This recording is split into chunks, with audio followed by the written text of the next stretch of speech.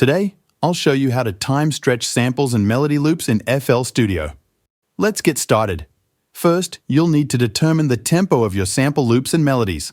Some samples come with the tempo labeled, but if not, you can find it by right-clicking on the BPM settings at the top and selecting Tap.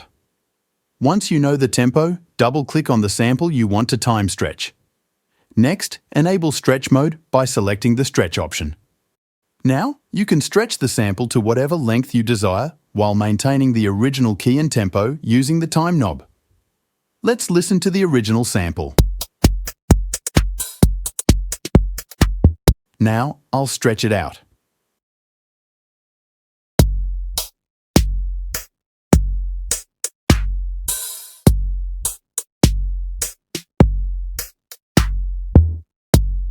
As you can hear, it retains the same key and tempo, but adjusts to a different length, giving it a nice sound.